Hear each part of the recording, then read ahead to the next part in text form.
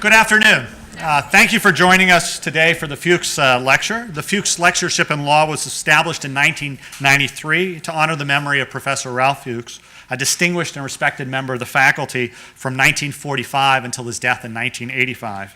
Professor Fuchs was an accomplished teacher and a scholar and a pioneer in the area of administrative law, but he was equally well known for his commitment to public service, for his dedication, creativity, compassion, and imagination that he brought to his work. He was active during the MacArthur era and saw the need for organizations that would work against the repressive mood at that time. He became the first chairman of the executive board of the Indiana Civil Liberties Union. He was active in the NAACP and was appointed to its state committee on legal redress. He was committed to defending the rights of free speech, free press, and free assembly in the university context, and eventually became the president of the American Association of University Professors. Past Fuchs lecturers include Sir David Williams of Cambridge University, William Gold, former chairman of the National Labor Relations Board, Morris Deese, civil rights lawyer and co-founder of the Southern Poverty Law Center, Randall Shepard, the former Chief Justice of the Indiana Supreme Court, among several others. It is an honor to add to that distinguished list today's speaker, Jerry Kang, a professor of law, a professor of Asian American Studies, associate provost at UCLA, and newly appointed UCLA's first vice chancellor for equity, diversity, and inclusion. Professor Kang's research and teaching interests include civil procedure, race, and communications law. On race, he is focused on the nexus between implicit bias in the law. He regularly collaborates with leading experimental social psychologists and lectures broadly to lawyers, judges, government agencies, and corporations about implicit bias.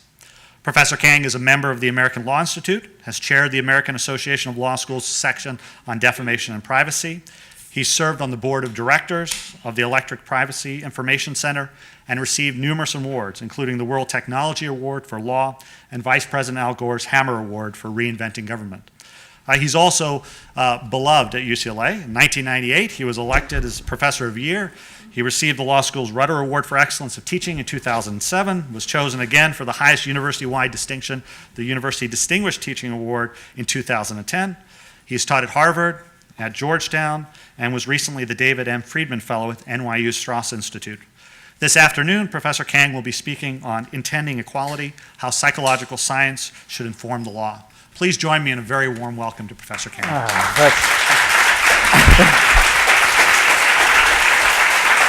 Thank you.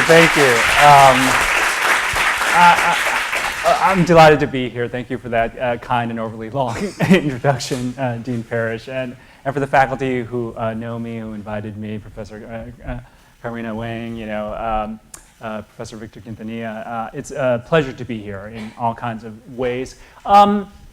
Usually I talk for a long time. The danger with faculty is that we go on, and I realize that we don't have that much time, so I'm just going to cut to the chase. The first question that I want to talk about, and oftentimes I phrase it in kind of an awkward way, is to think about the question of discrimination. Do you discriminate?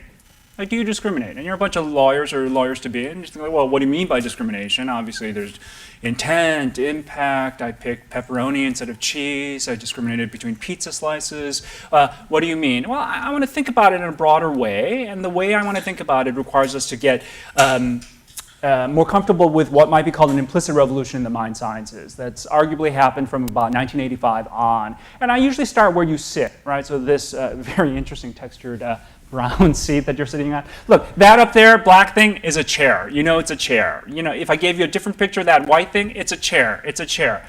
How do you know it's a chair? They look different, this looks different, but anything with a bottom, a back, sides, you know what a chair is. You have a template of knowledge, a schema for a chair. It's a chair, unless you're going antiquing or you think maybe you gained a few pounds and it can't bear your weight. It's a chair. You pull it out, you sit on it. It's a done deal. If you had to pay attention to every single little unique detail of every little item, your brain would shut down. You couldn't possibly do anything if you really paid attention to every individual difference. So we chunk the world, right, into processes, right? How to listen to English, how to sit in chairs, how to order food at a restaurant, all kinds of stuff.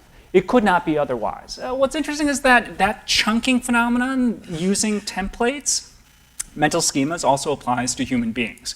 So think about it. Up here, I'm up. As soon as you see me, you're actually doing a lot of automatic processing in your brain, right? So like you focus on my face, you find faces interesting, you're trying to do face recognition. There's a part of the brain called the fusiform gyrus that focuses on faces. But frankly, you immediately hashtag me into multiple social categories. For the younger generation, it might be, again, literally hashtag. So you see me as a professional, you type me as male, I perform male, I'm definitely middle-aged now. Definitely middle-aged now. This is almost my 20th year of teaching. And because race and ethnicity is a salient category, arguably chronically accessible, you tag me as Asian. You might have tagged me as Asian American. You might be thinking ethnicity. Maybe he's Korean. Maybe he's Japanese. That last name, it could be Chinese. I don't know. He's definitely not Filipino. It doesn't look Indian. I don't know why they count as Asian altogether. But you've been given rules. You try to apply them without embarrassing yourself.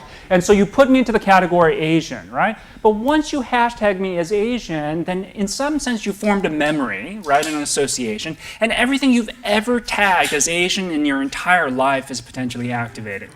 So what's that junk in your head? Like, what's the cloud of stuff that's potentially activated? A social psychologist would describe them in terms of attitudes and stereotypes. So again, I'm going to give some definitions because, again, it's somewhat technical material and it's important to be clear with definitions. An attitude is an overall evaluative valence. It's either like or dislike, approach or avoid. For the Facebook generation, it would be thumbs up versus thumbs down. So it's an overall, almost like a gut feeling.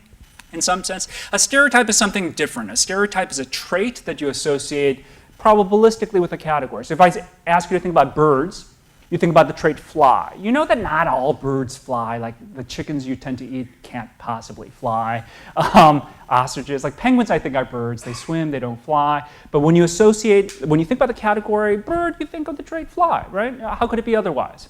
So what traits do you associate with the category Asian? Do you think it's slightly more likely that I got a perfect score on my math SAT? Do you think it's slightly more likely that I have a second-degree black belt in some exotic East Asian martial art? Do you think it's slightly more likely that I was raised by a tiger mother who forced me to practice violin 6 hours a day, such that I performed at Carnegie Hall at the age of 17?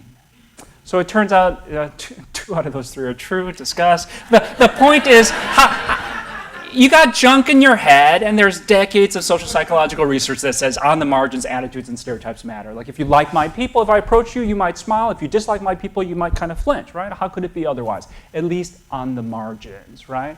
And so it might influence also how you interact with me, and again, whether you discriminate, whether you treat me fair and square, which is what we all want to do. So if I want to know whether you're fair and square, whether you discriminate, whether you treat people, right, fully based on merits, I need to kind of figure out what junk is in your head. But when I try to do so, I run into at least 2 obstacles. First, you might not be willing. So more definitions. I'm just going to define explicit bias. And again, if bias is too heavy a word, I'll just call it explicit attitudes and stereotypes. Just explicit just means that they're introspectively accessible. That means you can close your eyes. I can just walk up to you and say, so what do you think about Asian women? It's like, you don't have to tell me, but what do you think? Close your eyes. You think, okay, I got views. I might not want to share them, but they're introspectively accessible by just pinging yourself. That's just by definition. For all kinds of reasons, keep that stuff to yourself, right? For all kinds of reasons. You don't need to be hammered by the PC police. You might have views, but you might think the world can't handle the truth. So you keep it to yourself unless you're, drank 7 beers or you're apparently riding a bus with a tuxedo on or something in Oklahoma. So you keep stuff to yourself, right? Because you got views, but you don't need to share them, right? I get that part. Here's what's a little bit more interesting. What if you're not able to report these biases that might be, by definition, implicit? So what if you got attitudes and stereotypes that are not directly introspectively accessible? Now, it sounds kind of crazy, but like there are lots of stuff going in our bodies right now that we have no direct access to. Like if I ask you, what's your cholesterol level? You could probably, you may be able to self-report what your doctor told you after running a blood test. But if I just ask you, what's your cholesterol level, you can't close your eyes and tell me. Like you'll forget if it's the good stuff or the bad stuff, you'll get the units wrong, all kinds of stuff. There's no direct introspective access to what's going on, even though it's blood flowing through our bodies or serotonin levels flowing through our synaptic clefts in our brains. There's a lot of stuff going on in our bodies and our brains that we are in some way strangers to. And so think about just the possibility that there might be junk in your head that you don't have access to. So if you just think that it's possible that you might have attitudes and stereotypes, which you might officially deny or suggest you don't have, but you might not have total access to, if you really thought they might exist and you wanted to measure them, how would you measure them? I can't just go up to you and ask you, so what do you think about African-American gay men? Because the whole point is maybe there's attitudes and stereotypes you don't have direct introspective access to. It's not a question about honesty. It's that you just might not have access to the junk in your heads. So what do scientists do? It turns out scientists oftentimes don't even like to talk to people they'd rather measure. So this is what they do, right? You might think, well, maybe they do fMRIs, maybe they do like galvanic skin response stuff, like lie detector stuff. Maybe they like ask you questions with like a tight focus on your face and look for micro twitch movements on your nose. It turns out the easiest way to do measure some of this stuff is to actually have you play a video game. And because it sounds so entirely preposterous, I need you to participate in one little exercise, right, to see why timing matters. Rules are really simple. Go down columns 1, 2, and 3 when I say go, and just shout out the colors. Ignore the letters, be semantically blind, focus only on the colors. Ready, set, go. Green, red.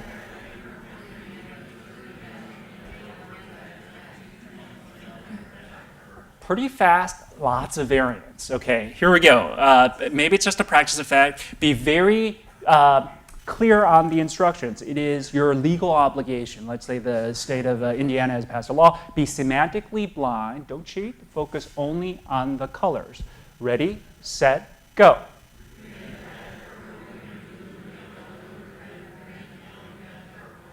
Tight, much tighter, might be just practice. I hope you weren't cheating.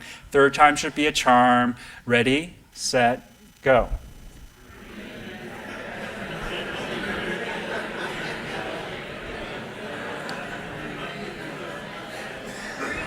All right. I ain't got no time for that. Okay, so cheap parlor trick in some sense. But you felt like your brain was caught in like molasses in some sense, because the truth is our brains are really good at sorting things when they're tightly connected together. So when you see the word RED and the color red, we compare them very quickly together. By contrast, when you see the word RED and the color green, it's like, did he say focus on the letters? No, focus on the color, letters. Okay, color. And then I scream out the color. And it took a little longer. It's because you're such good readers and you're used to automatically reading the words, even though I asked you to focus on the colors. It's that little delay in reaction time, which is then thought to be, maybe this is a really interesting way to use time as a proxy to measure the strength of mental associations in your head. It's clearly plausible, right? So you must connect the word RED to the color red. Maybe we could use that as a way to measure other stuff in your head. This is the insight that leads to something like the implicit association test, which is now well known, invented by Tony Greenwald at the University of Washington. If I want to know what your attitudes are, say, to black men, I have you sit in front of a computer. You're shown pictures of a white guy, hit a key with your left hand. A black guy, hit a key with your right hand. Sometimes you're shown good words like beauty and joy, hit a key with your left hand. Sometimes bad words like filth and sick, hit a key with your right hand. If you have an implicit attitude that favors white people over black people, who knows why? Who knows why? We probably don't, but who knows why? Then this is what we call a schema-consistent pairing. Notice that you have the white face and the good words on the same response key on the left, and the black face, and the bad words on the same response key on the right. But because social psychologists are devious people, randomly and counterbalanced, you get runs like this, where you get the black face and good words on the same response key, and the white face and the bad words on the same response key. And you know what? This is what happens. If it were like this, white and good, we fly through this test. By contrast, if it's a schema inconsistent pairing, we stutter, we make more mistakes, and we go more slowly. And the implicit association effect is, by definition, just that delta in time. So you could just measure it. It might be no more than a quarter of a second, a couple hundred milliseconds. It's just a time measure that we can use, feels kind of objective, and computers are really good at measuring them. So suppose you create some such test, and you give it to millions of people. What do you think you find? Now, just to be clear, if a test is just garbage, like, I don't know what, I saw the black guy first, I saw the white guy first, like, I played Xbox instead of Nintendo, I'm left-handed versus right-handed, like, this is all gibberish, doesn't make any sense. Given the fact that it's, again, randomly counterbalanced, it means that it would be, if it were a gibberish instrument, it'd be like flipping a coin. You should get 50-50. Half the time you would sort good words faster with white folks, half the time faster with black folks. So, half the time with snakes, half the time with flowers. Like, I don't know, this is just gibberish, right? It should break evenly, but that's not what we see. It turns out when you have thousands and thousands and thousands of people do it, 80% of us sort good words faster with young faces as compared to old faces. 68% white over black, 68% straight over gay, 69% thin over fat, 76% abled over disabled, 72% of us associate more quickly black male faces as compared to white male faces with pictures of weapons. And these are not even modern weapons. They're not like Glocks shot sideways like in the bad action films. We're talking about like cannons, maces, halberds, stuff that you used if you played Dungeons and Dragons back in the day. Some of the men are shaking their heads. So there's an association that's measured, and it's very common. Secondly, it turns out they're pretty strong in magnitude. Just because something is common doesn't mean that it's significant in size. So how do you measure, like, milliseconds? What does that mean? Just to give you some background, one way to do it is to compare it against what we call explicit self-reports. At Project Implicit, not only do you play these crazy video games of different sorts, right, online, they will also ask you a question. And they'll ask, as between young people and old people, whom do you prefer? As between white people and black people, whom do you prefer? And even though we're all fair and square, people will show some stuff. It's like, yeah, it is what it is. I have some preference. And people will show some preference on a survey. Anything that requires your explicit self-report is what we call an explicit instrument, because you're asking yourself, what do I think, and clicking a number, right? These are the scores that we get. But when you compare these explicit bias scores to the implicit bias scores, almost always the implicit bias scores, when you reduce them to the same statistical units, are larger in magnitude. It's as if explicitly, like we've embraced the dream, like who doesn't tear up a little when you see MLK talking about, his children being judged by the content of character, not the color of their skin. We all love that. We all love Selma. Why wouldn't we? We all participate in that commitment. Nevertheless, the implicits seem a little stickier, right? They're stronger in magnitude. We seem to have these biases that don't change as much over time. Maybe the final point that I want to suggest is that no one is immune. You might think, older people might have biases, but not me. Like, I do diversity work. It turns out some of my best friends actually on the faculty are black. We have a secret handshake. We do fist bump. Like, it's crazy. I must be okay. I voted for Obama twice. I must be good. I'm good. Turns out not so much. And the best way to understand that is to focus on age, right? So again, if you ask, enough people have given up data. This is not longitudinal. It's not tracking someone for 50 years, but enough people have given data at Project Implicit. So if you ask them explicitly, do you prefer young people or old people, and break it out by age tranches, if you ask the average 15-year-old, what you find out is they hate old people, and they're entirely unfiltered about saying so, right? I have a 14-year-old daughter, completely consistent with my lived experience, hates old people and says it, right? On the other hand, if you're average 60, right, if you actually enter that category of the elderly, there's essentially no bias, and it makes sense. It perfectly represents, I guess, what psychologists would call in-group favoritism, right, your own identity. When you're young, them, it's like, they dress funny, they drive slow, their knees don't work, it's them, right? On the other hand, this is one of the identities where we definitely want to get to the other side over time with low morbidity. So slowly, they become you, like we become them, you become old, like, oh, you called me old, but instead I'm wise. You called me slow, but instead I'm deliberate. Oscar Wilde did say, youth is wasted on the young. And you become them. You're like, no, I love my own team. And this trajectory makes complete sense, right? You love the teams that you belong to, and you just switch teams over time. What do the implicits look like? I mean, it's pretty depressing. It's essentially flat across the board. And I think this column here, if you're in the 60s, tells you a really interesting story, right? You have every desire to love your own team, and explicitly you say, no, I got it. I don't hate myself. I'm not a hater. I don't hate myself. I haven't internalized that stuff. I know. I got esteem. Nevertheless, when they play this crazy video game, they sort young faces faster with good words than old faces. I'm not telling you what the source of it is. Is it some evolutionary psychology story? Is it some, overconsumption of Vogue magazine? Like, I'm not talking about that right now, but again, no one seems to be immune. Maybe Nietzsche was right when he said there is no immaculate perception. So all of this is to suggest that, look, I'm curious about whether you're fair and square, and I do want to talk a little law here, and I'm mindful of the time. So I just want to know what junk is in your head, because I think it tells me something about whether you're fair and square, and we all want to be fair and square, right, at least abstractly. When I use an instrument to measure, I get this mountain of data that doesn't look fair and square. It doesn't look random. It looks completely asymmetric in ways that you might predict. But the truth of it is, look, we're not interested in just measuring neuronal differences at the level of milliseconds. What we really care about, especially because we care about freedom of thought, is actual behavior.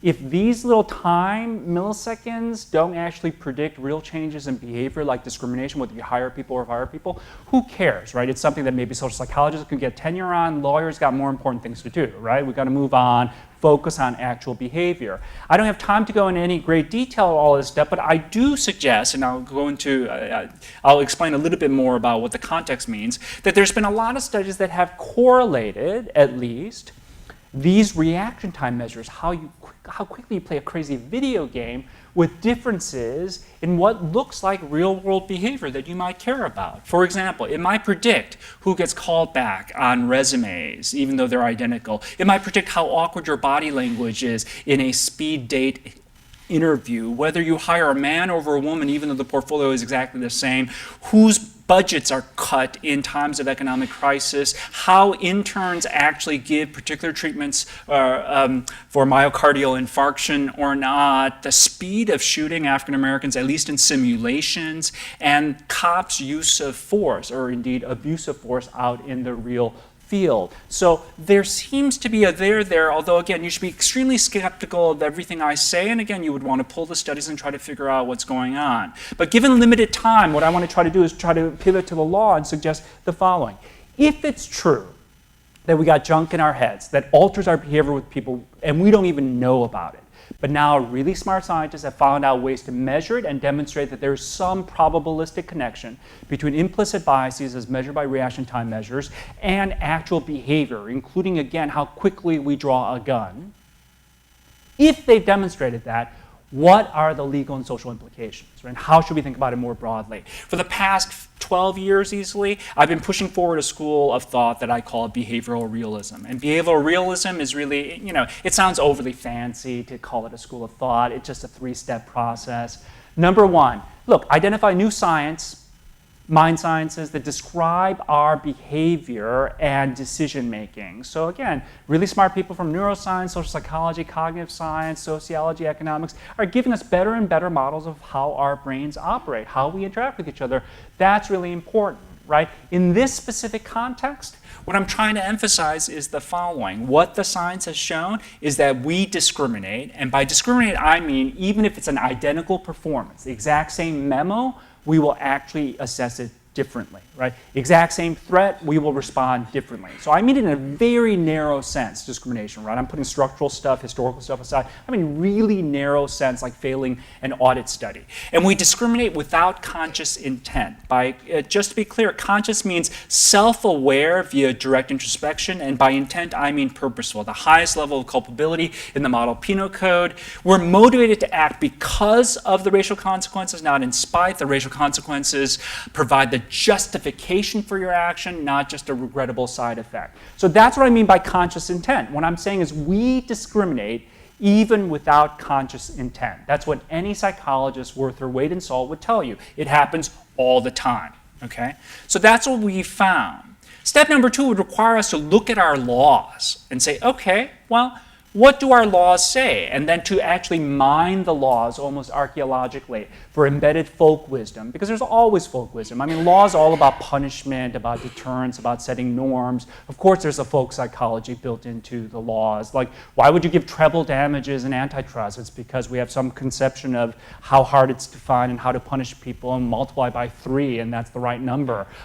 Seems odd, 3, it's perfectly 3. Who knew it was 3? But there are assumptions about how people behave in all kinds of ways. And then when you find a big gap between what the scientists tell you about how we behave and what the law assumes how we actually behave, then you should call the law to account. If the gap is sufficiently large, you should force an accounting, by which I just mean, look, if the law is based on inaccurate facts, just change the law to operate more efficiently based on more accurate facts. Why wouldn't you do that? We do that all the time in every other industry. Sometimes you can't because of certain normative commitments, in which case you should at least just transparently own up to it. If for some reason you can't tweak the law because it turns out values oftentimes is more important than just facts, just own up to it. It's like, well, I get it. We learned this. We're not going to change it.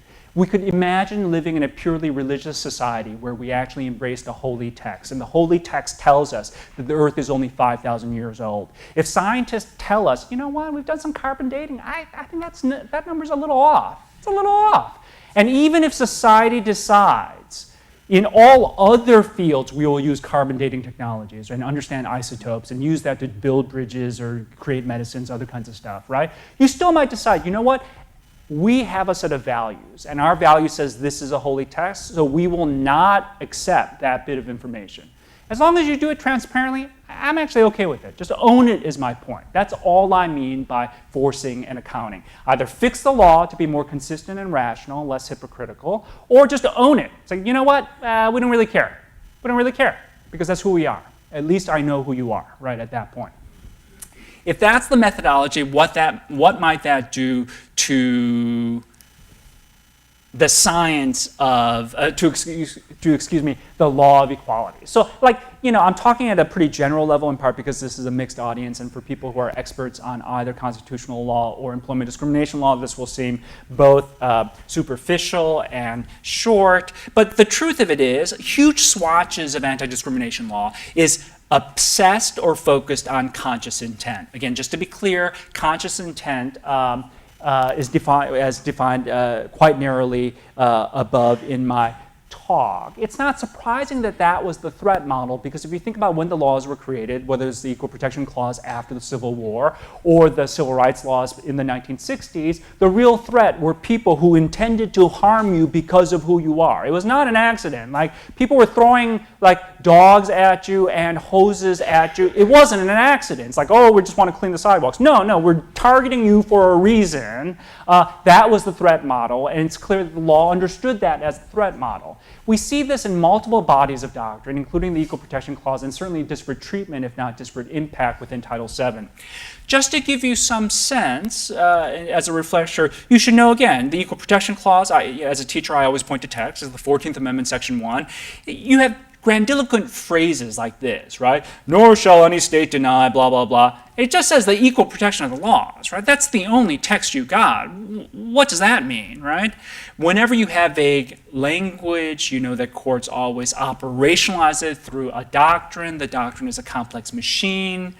From Con Law 101, you remember that there are different tracks of scrutiny. And the whole point is that if you can get a state action onto strict scrutiny, then you demand a compelling interest that is very narrowly tailored.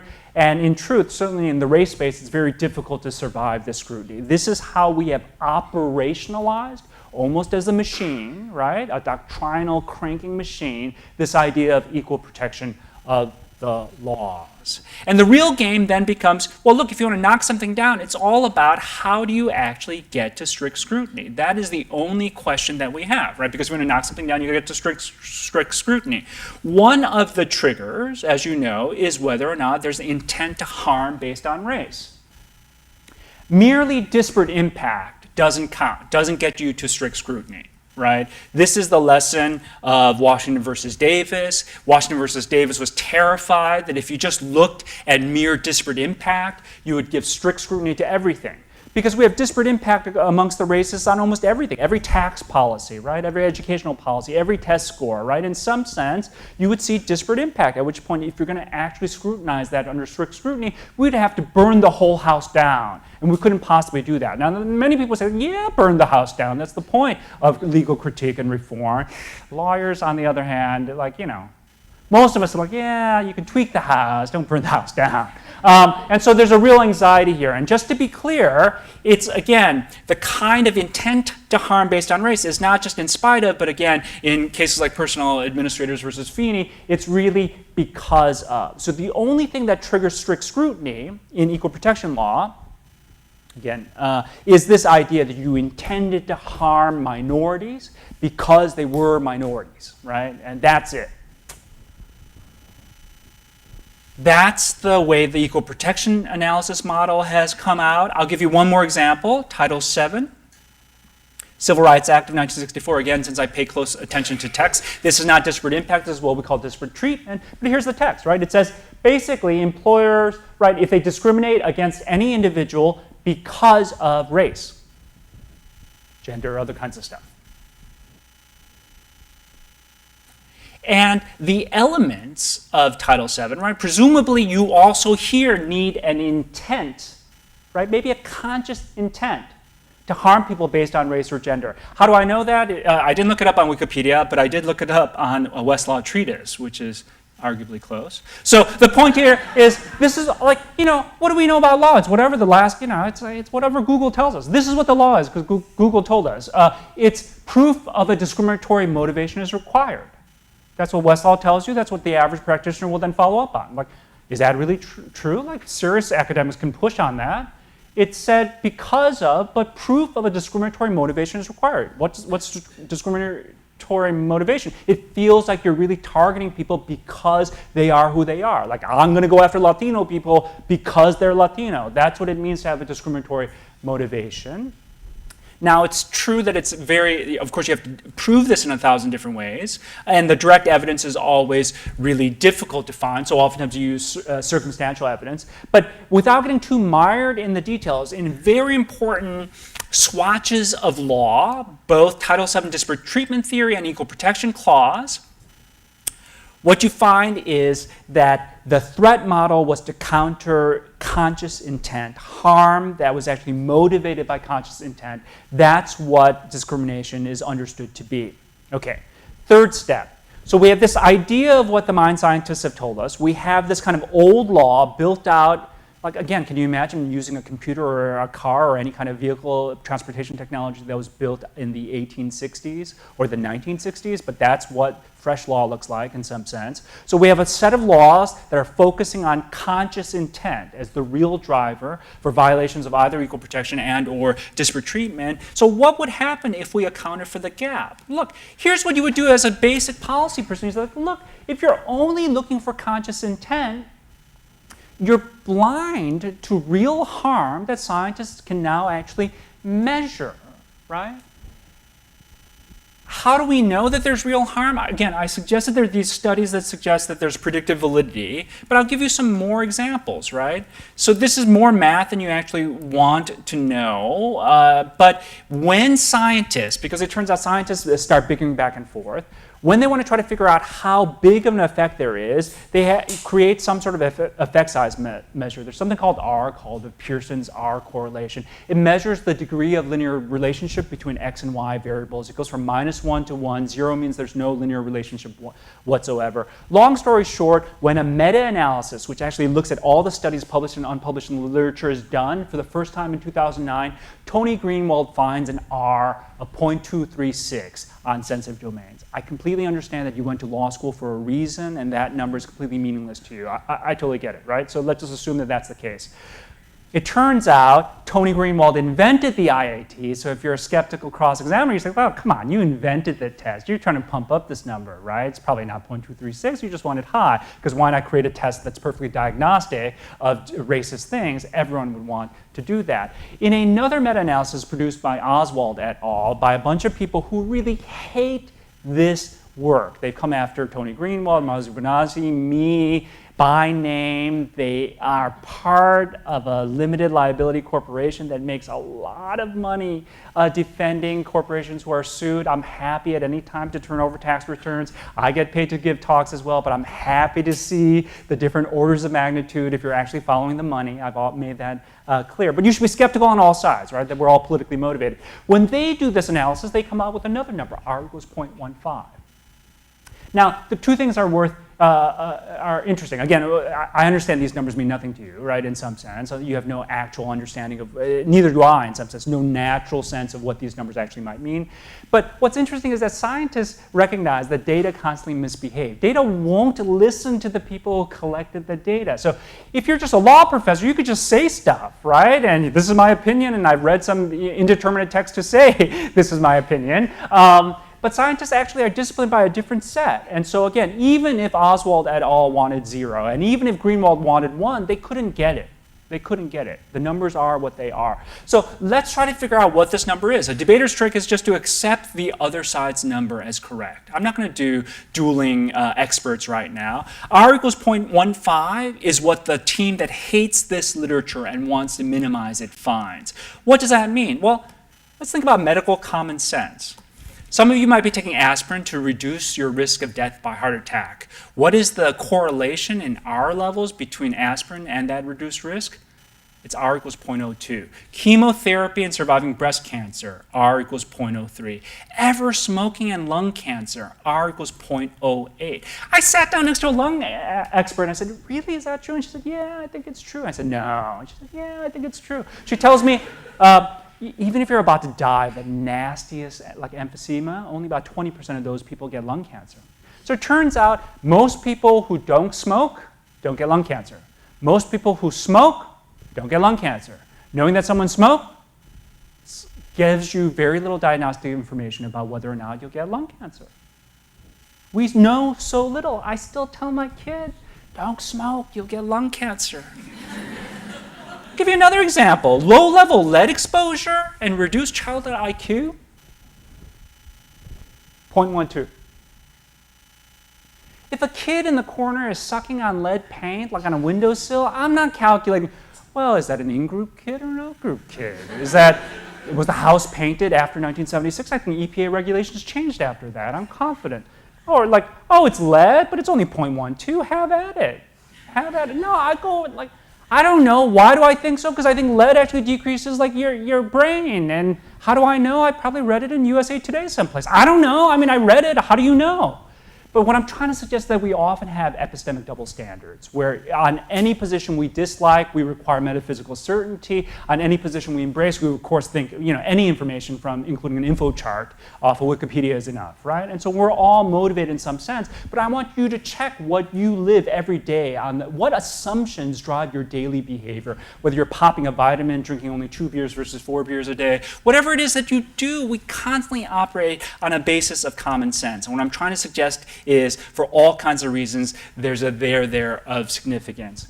So when you realize, again, the data suggests we discriminate without conscious intent, and that, again, the effect sizes are larger than the stuff that we operate day in and day out in our behavior, and the laws only focus on conscious intent, that creates enough hydraulic pressure in my mind to force the law into account. There's a lot of detail that I won't actually be able to go into, but I want to suggest how you might actually do that so that people could exit for their next class in time.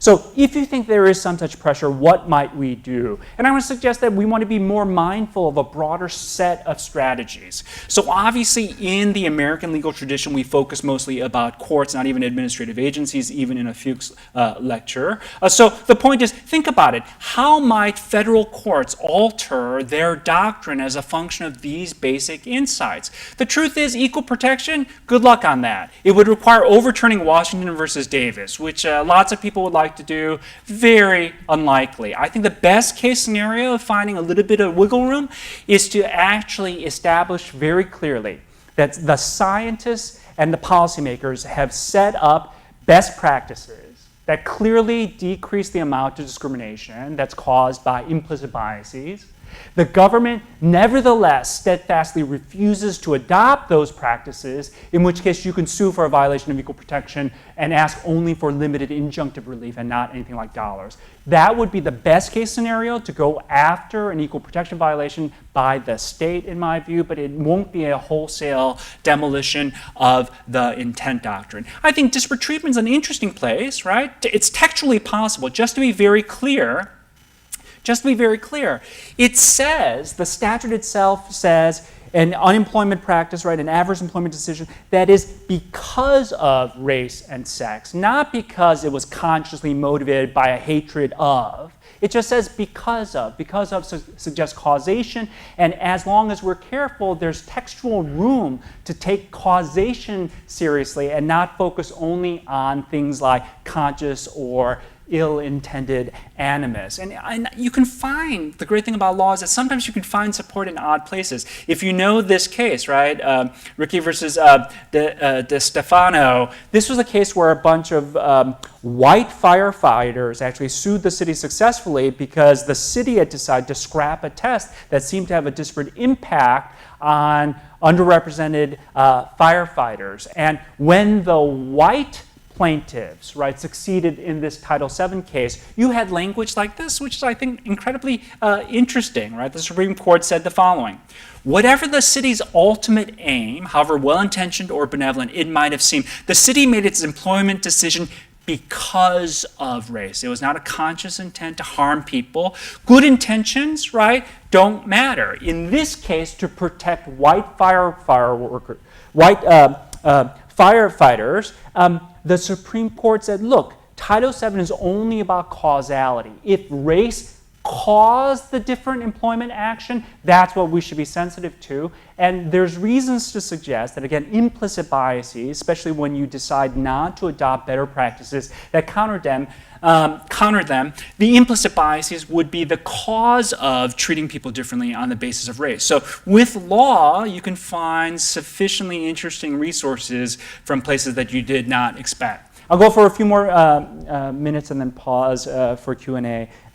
So there's possibilities in law, and what I want to suggest is that we don't overly reify law, assume that the law we've inherited is the only thing that's possible, because there's textual ambiguity and room for judges to push forward on both equal protection as well as disparate treatment fronts to try to incorporate this evidence, this new insight more seriously.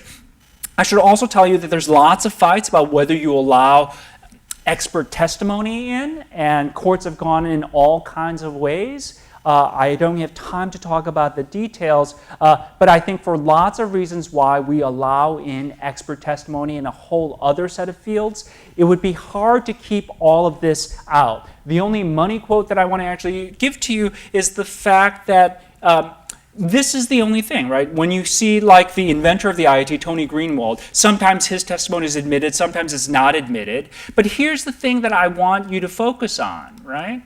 This is what the actual National Academy of Sciences say in 2009. We allow forensic evidence in all the time. We watch CSI, so we think it's all true. But it turns out, according to the National Academies, there's a notable dearth of peer-reviewed published studies establishing the bases and validity of many forensic methods. The stuff that we do with, like, bite stuff, hair specimen, I think arguably DNA is entirely different. But everything that we go on autopilot and admit, right? There's no good scientific basis for. And yet we allow that stuff in day out to actually send people to jail and actually to the chair. And yet people want to keep the evidence of implicit bias out because they're worried that there's no scientific evidentiary basis for it.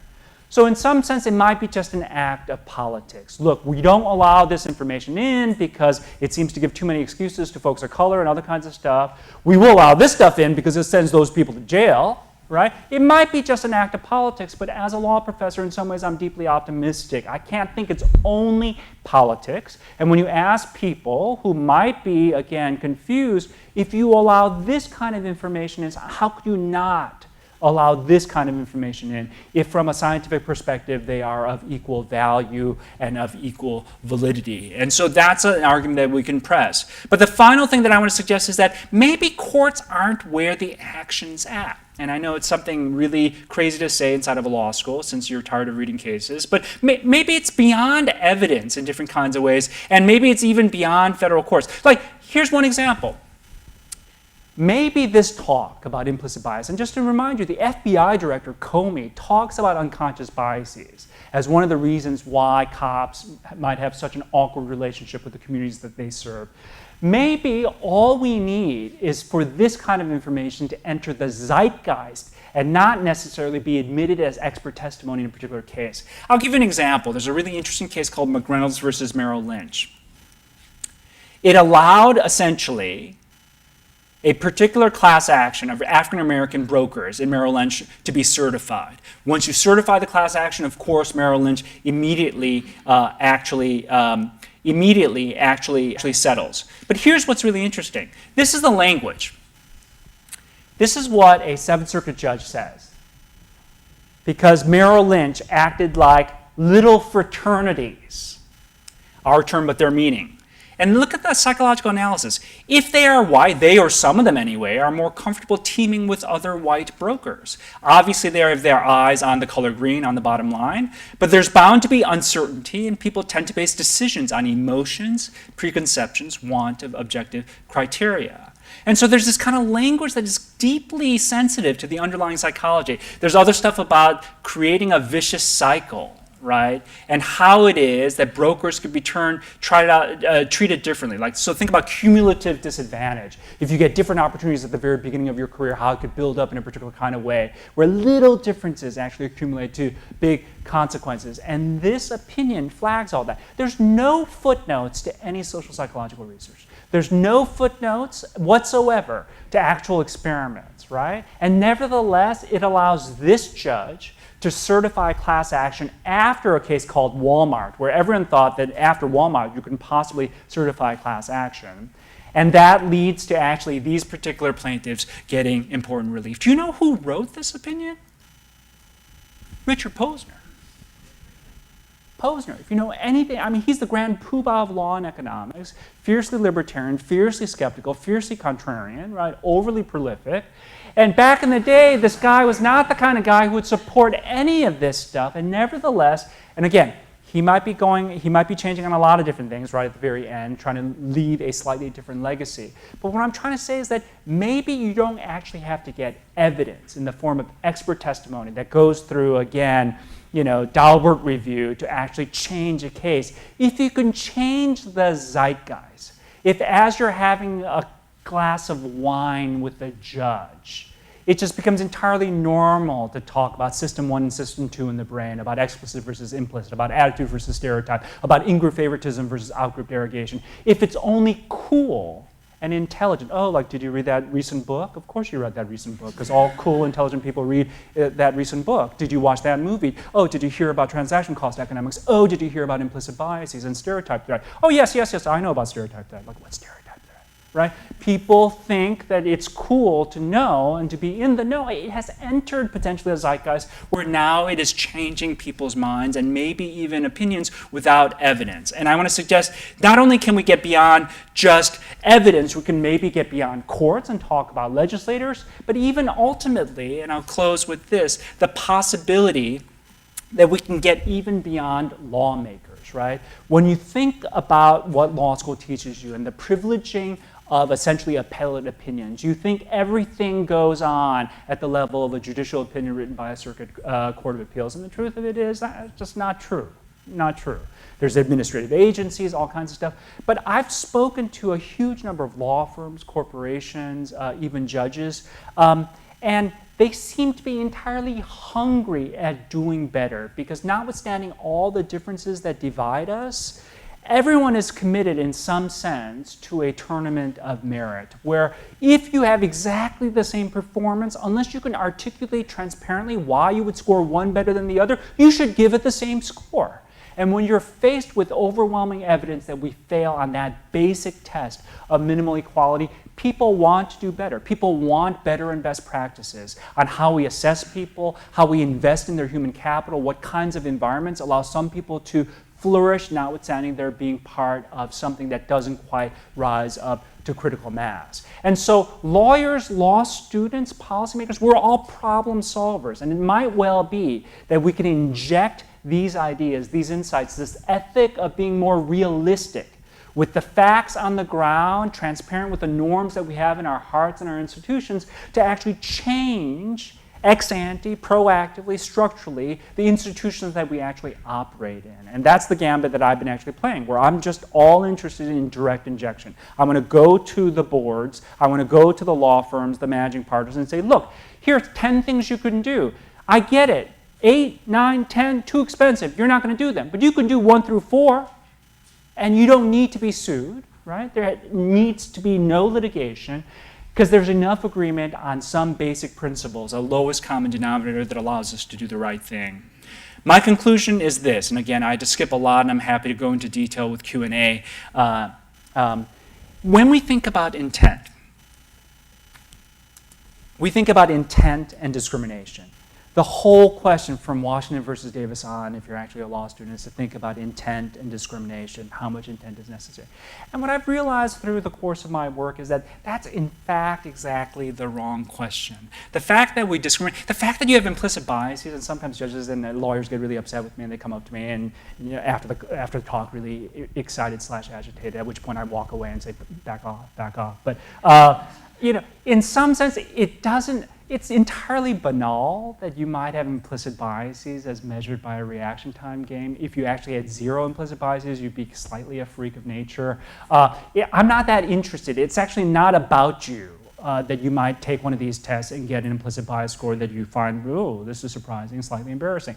Really, I don't care. I don't care. So it's not as if discrimination and intent is the problem. It's not that you have biases. The only thing that's really important is intent and equality. Do you intend equality? The fact that you might discriminate without conscious intent is neither here nor there. Welcome to everyone else, right? And this is why going on autopilot, we have the world that we do, right? Which has made substantial strides but seems stuck in a repeated cycle that doesn't get us past lots of basic things, including fundamental fairness. What's important is whether you intend equality, right? Because it turns out that mindful attention to changing our structures and our daily practices and our mindset, it's only that mindful, intentional, conscious intent to intend equality that might counter the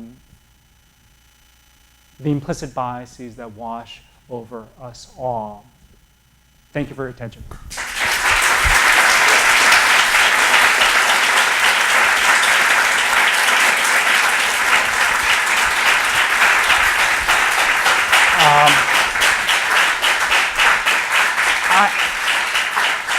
I know folks have to go. I will not take it personally, but we do have time for Q&A. So questions? Yes, sir.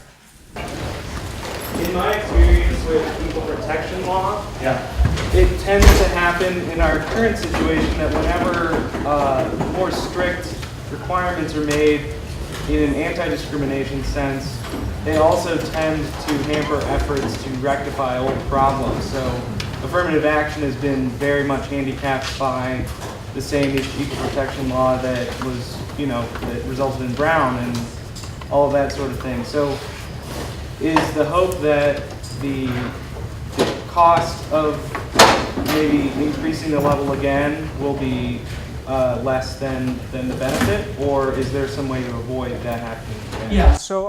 So that's an important observation. So anyone who does law, you quickly find out that doctrines are double-edged swords. So if you cut in one direction, it will be used to cut against you.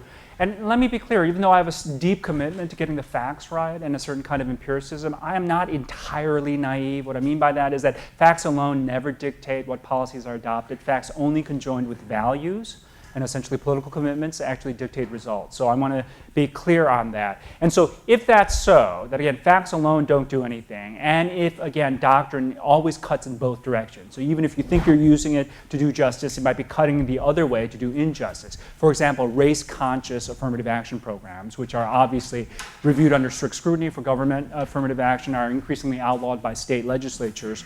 How to think about it. The question is, are you trying to actually expand the scope of equal protection in a particular kind of way that might boomerang against you in a different kind of way on the back end? It's always possible, and I'm always mindful of the fact that things might boomerang or there might be the second cut that goes in the other direction. But given where we are, again, and the general theme that I'm suggesting is, if you're a behavioral realist, you would start taking seriously implicit bias actuated discrimination and require, or at least authorize, countermeasures to minimize or dampen implicit bias actuated discrimination. That's what you would do. It's the smart thing to do. One way to do that is just persuade people through direct injection and conversation. Another way is to give them the threat of liability in some sense. If you hold, again, just like that class action certification question did, maybe if you understand the dynamics, could you lead to a different view on summary judgment or class action certification that increases a certain kind of compliance after the fact? Of all the doctrines and the factual scenarios, I'm not anxious that focusing on causation, that implicit bias cause discrimination is something that should be legally cognizable. I'm not worried that that will backfire, because when you look at the pervasive, again, the distribution of what these implicit biases are, that's not going to change anytime soon. It's not like inside of after December next year, right? Somehow all the biases are going to change, and now everyone's going to love like Asian people, and we're going to be like on prime time all the time, right? Like at least in the medical shows, put us in the medical shows. Not even there, right? Not even there. In San Francisco, not even there. It doesn't make sense.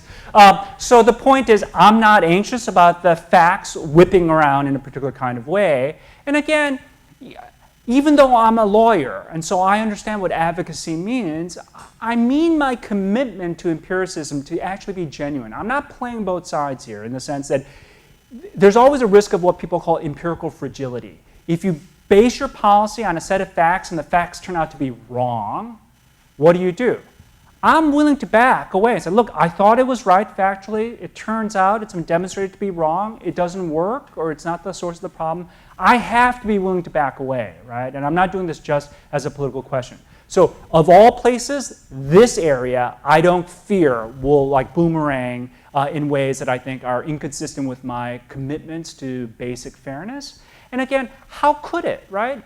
If we really, because all I'm asking for is ultimately transparency. Because even if we find ourselves where the facts lead us to think, wow, that's weird, if we don't want to do it, all that the third step of behavioral realism says is like, you know what? Okay, the facts turned out in ways that we find surprising, but for various reasons, we as a moral society can't change as a function of that. And you can think about different ways why the facts would turn out that way. And I can go into more detail later. But I'm not especially worried about opening a sort of a Pandora's box on that. All right, this was fabulous. Yes.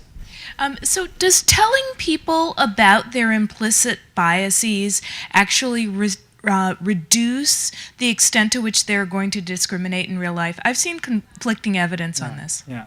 So for all kinds of reasons, I do a lot of talks. I'm very, I was about to say I'm humble, but I'll let you guys be the judge of that. I'm very modest about my claims. There's lots of sociological evidence that says that diversity training defined broadly actually does either nothing or leads to a slight decrease in like African-American middle managers a year later, i.e. diversity training actually does nothing or causes problems or does worse stuff. I mean, the Frank Dobbin work and the Alexander Kalev work is pretty darn depressing. So one, that's that. The second point is there's always a danger of another kind of psychological boomerang, which comes from like moral licensing and moral credentialing literature. Once I talk to you about implicit bias, you think, oh, I've been cleansed. Oh yeah, I sat through the whole hour, I wasn't texting, now I know, now I'm good. And as soon as you get trained, then you do all kinds of crazy stuff as soon as you exit the room. There's great evidence that that happens, so you have to always go into every interaction with great humility, thinking that you'll be bad at it. To go to your specific question, so my third point, your specific question is, does telling people that they have biases do enough? I want to suggest the following. Being motivated to be fair matters. Being motivated to be fair internally, because that's who you are and want to achieve, is much more effective than external pressures. Just because there's going to be a stick, because some PC police is going to come after you, turns out that works only in small cases, and then oftentimes then you let yourself out in other places. So basically, internal motivation to be fair, I think there's some evidence that that kind of commitment is relevant, right?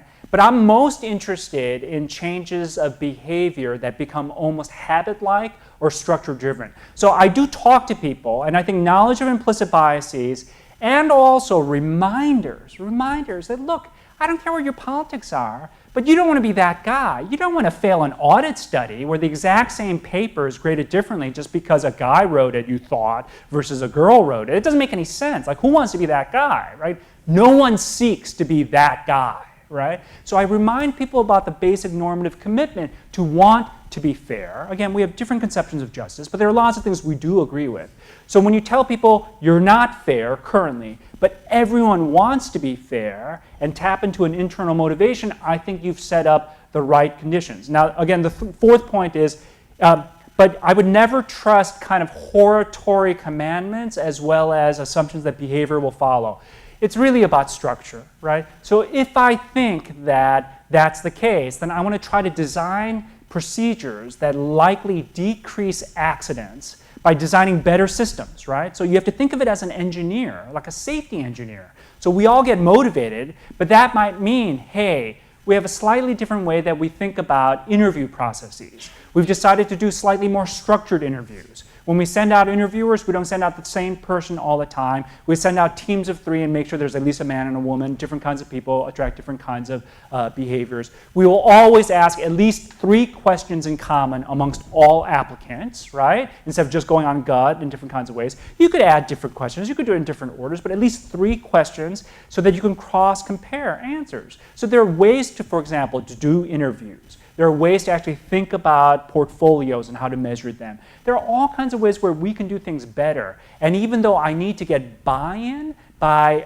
again, getting people motivated internally to do better, I also know that the real payoff, the wholesale payoff, comes from changing practices, policies, structures, right, in all kinds of ways, on how teaching evals work, how deals are assigned in law firms, all kinds of stuff where subjectivity range, you got to in some ways lock a lot of that down. And again, it's the practices and policies that I think are over the long term far more important.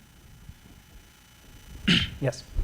I think you may have partially just answered this, but do you have any suggestions of effective ways in a local courtroom culture when you can make actors cognizant of this kind of bias when you might have a limited opportunity to inject that kind of information? And just to be clear, in what are you a lawyer? Are you a judge? Are you a bailiff? Or a juror? Who are you?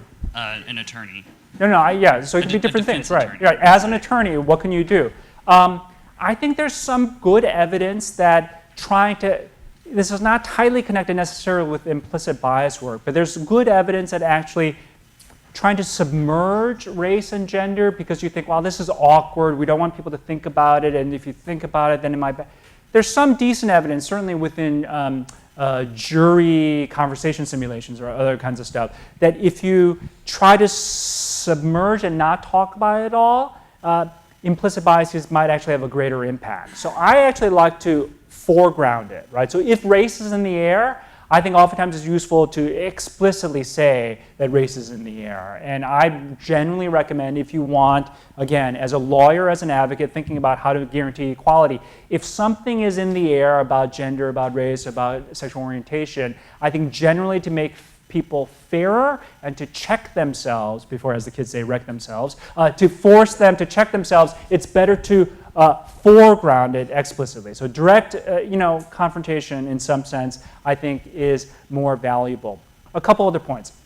Second, again, as a lawyer, this is different from judges. Second, as a lawyer, you also have to know that as a communication strategy, people read you differently depending on what your subject position is, right? So I look at you, I visually inspect you, I've already raced you in a particular kind of way. So I think of who you are in a particular kind of way, and that matters. And so, for example, for Asians, we're often viewed as competent but not affable. So it might not apply to law, we might not even be competent in law, but certainly anything technologically, we're viewed competent but not affable. So that means what stops us, right, what our glass ceiling is, it's because people don't want to have beers with us. It's not that we're not smart enough to solve a problem. The reason why there aren't people like me, like in deanships and stuff like that, again, it's not that we can't blue book well or write articles necessarily, but it's because we don't, shake hands and hey, how's your daughter? That kind of stuff. Oh, how's Raquel? Yeah. So what I'm saying is, as a lawyer, then you have to understand the strategies of where you occupy. And if you're confronting race in a particular kind of way, you have to both play to type and counter-type in a way to give your audience comfort, right, in different ways. So if you're going to talk about race, I'm asking you to confront them, but you should also know that that could be viewed hostilely, and so you have to use, this is why I laugh, and I try to get my audience to laugh, because humor is very powerful. And all lawyers are ultimately storytellers, and your ability to be able to tell stories and engage a broader audience is something that you should develop here during law school. You asked as a lawyer, the last point I want to make is that judges might do different things, and there are judges who give specifically implicit bias jury instructions. And various judges have tried to do this in different kinds of ways, where the training is specifically to say, these things exist, we should watch out for them, we're all subject to them. And it's, we haven't been able to get great data to suggest that these implicit bias jury instructions actually have an impact that debias the jury. But it's something to be wary of. I would, again, there are all kinds of other stuff that are even just at the level of what does the juror training video look like? Who are the people in charge? What do, again, the paintings on the walls look like, and other kinds of stuff that might have subtle psychological effects. But as a lawyer, I think often foregrounding, recognizing, again, people will read you as being more hostile, less friendly, other kinds of stuff, depending on who you are, being mindful of that persuasion element of lawyering. Yes, sir. So the lady with the mic is controlling all, yeah. I'm interested in knowing what we know about how implicit biases get deepened or aggravated. So in a public policy debate context, let's say I want to push an anti-affirmative action initiative, but I call it a civil rights initiative. Yeah. I feel like I'm doing that. I'm flattering people's explicit biases.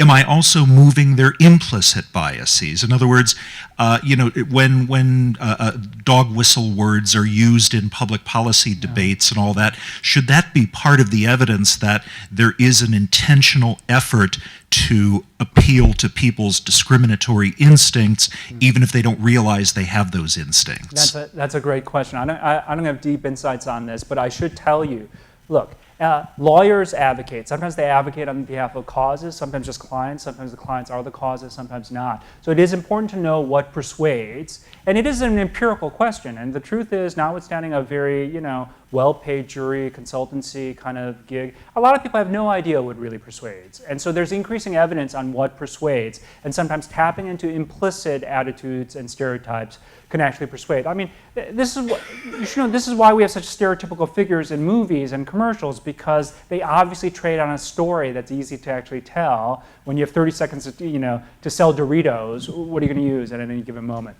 So on this, so that's the first general point. Second point is, there's clearly evidence that particular kinds of advocacy messaging have weird explicit and implicit impacts. You're asking is there a strategy, can you demonstrate a strategy where people are making both explicit and implicit appeals, and can you use that to hold them accountable for dealing with a certain kind of balkanizing politics? And you should just know that even if you're working on the left or the right, it doesn't really matter. There are messages that have surprisingly different implicit payloads from the explicit payloads. I'll give you just some, a really depressing set of results. There was a time when I was participating in some off-the-books advocacy inquiries Long story short,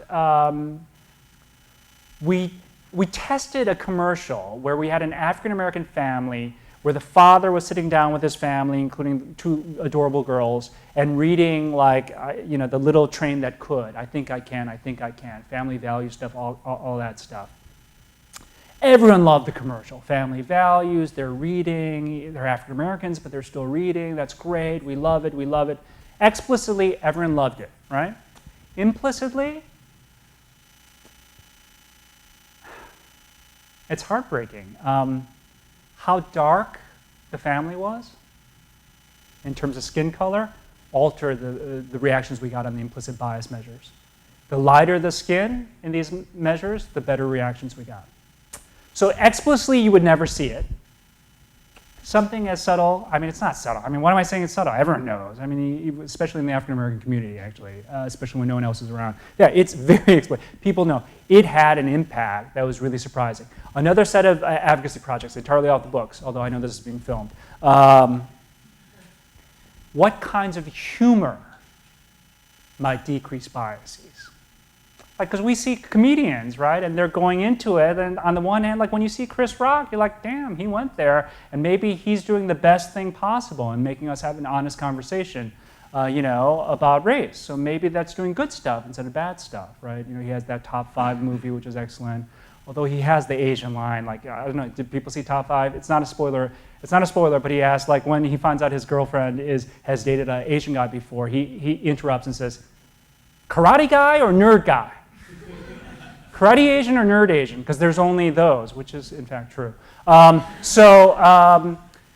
we've done experiments where, like, again, they're all funny, but they had very different responses and implicit attitudes. So all I'm saying is that there's a wave of kind of research done, both for the purposes of getting, again, peer-reviewed articles to get social psychologists and marketing people tenure, but also there's a whole bunch of stuff that people are just doing it as advocates, trying to figure out how to get their messages in a particular kind of way, where you find not obviously predictable results on how implicits move as compared to explicits. So ultimately you were asking, well, could you find out that these kinds of ploys move both explicit and implicit and use that to hold people accountable? I think in the end, yes, but we're still in a place where we're trying to figure things out, and it raises all kinds of questions about, again, ethical engagement with the public sphere, while recognizing that if you're not doing it, whatever you count as the other side clearly is. Last question. Yes. The dean mentioned in his introduction your new position as vice chancellor for equity, diversity, and inclusion. Yeah. And I won't ask you specifically about UCLA, but I wondered what your thoughts were about the most important things that universities, maybe particularly big public universities, could do to implement some of the principles about countering implicit bias and otherwise using best practices. So that's a great question, and I have to get better at the qualifying footnote at the beginning of all talks. First, I don't start the job until July 1. 2, I am speaking in my official capacity as professor of law, not as an administrator, which I wouldn't be able to until July 1 anyway. So just to be clear, people on YouTube, you understand this. So, so that's the most important thing. So I like to think, I mean, those are really interesting questions, but I like to think about things these days in 3 buckets. These are the 3 buckets that I want to try to help fix in different kinds of ways. So my goal, and what I made very clear, right, when I put my hat in the ring for this job, is that I think the fact that it's a public university like this one matters. The public matters, and the fact that it's a university matters. The fact that it's a university means that you have really smart people who are pushing out the boundaries of knowledge, and I don't think we're using that knowledge well enough. So my goal is to constantly bring in, right, research teams, like almost, like whenever you're pulled into an ad hoc committee, right, it's almost always about some bureaucratic stuff or a review case. What if I pulled you into an ad hoc committee that's a policy question? I want an ad hoc committee of the smartest people at IU to rethink the question of how student evals are used across departments, whether they have a disparate impact on gender as well as minorities, how to collect the data, ask the best questions, and present in a way that promotes fairness. Suppose that was it. Suppose I charged, right, the best neuroscientist, the best statistician, the best design person who does user interface, and the best social psychologist or psychometric person, and said, look, instead of just reviewing someone's file or doing some other kind of service where you don't want, I'm charging you 5 as a confidential review committee to solve this problem. You have 1 semester, give me your best practices. If you don't know how to solve the problem, just own it. Say like, yeah, we published a lot of articles. We never thought we would actually be able to solve the problem. We just described the problem, right? We can't counter anything.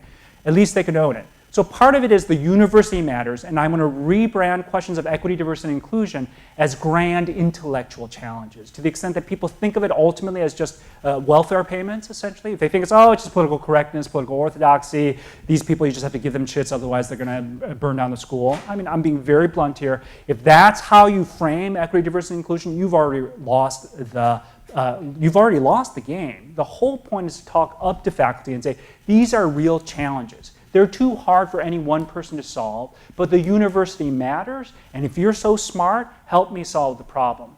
The other part about the public mattering is another thing, because the public has changed radically demographically. And as a public university, I think we have fiduciary obligations to a public that has changed demographically, certainly in California. I don't know Indiana's as well. Moreover, I think we have an obligation to produce more relevant forms of knowledge. I don't want to completely buy into theory versus practice, or theory versus applied experiment. But I want to say that we have a need to produce more relevant knowledge, relevant to the communities that we serve. And certainly questions about equity, diversity, and inclusion, right, in the United States is one of the most, they present the most interesting and hard questions about which we need relevant knowledge. So my goal is to use, essentially, to create internal think tanks, right, and charge them to generate relevant knowledge to help me think about how best we assess people, students and faculty. And again, faculty, like, students always think it's about them. Faculty always think about it's about them. Faculty are very unhappy on how subjective tenure and promotion decisions are made, because the question is always, oh, sure, she's smart, but how smart is she? All right, that's a sick place to be. You don't even have clients that can discipline you with dollars, because it's just talking to yourselves. Like, oh, there's 7 of us, and we decide who the next real smart person is. It's not a healthy environment sometimes. And so how we assess is important.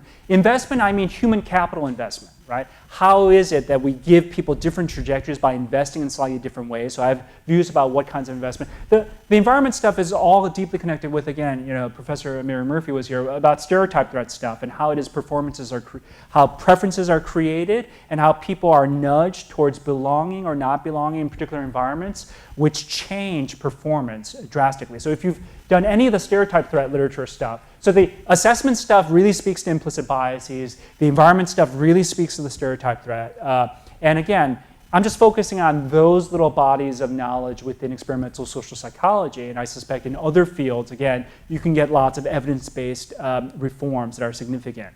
So the general approach is to say evidence-based civil rights. The marketing approach is to rebrand everything as a grand intellectual challenge and say, no, I'm not asking for anything from you except be smarter than you are and help me solve this problem. And by combining those two in these different fields, I hope to actually make changes structurally and proactively that go forward and, again, have all kinds of benefits in ways that would be in some ways difficult to count, but could be profound going forward. I realize it's kind of an abstract answer, but at this point, that's all I got. Thank you.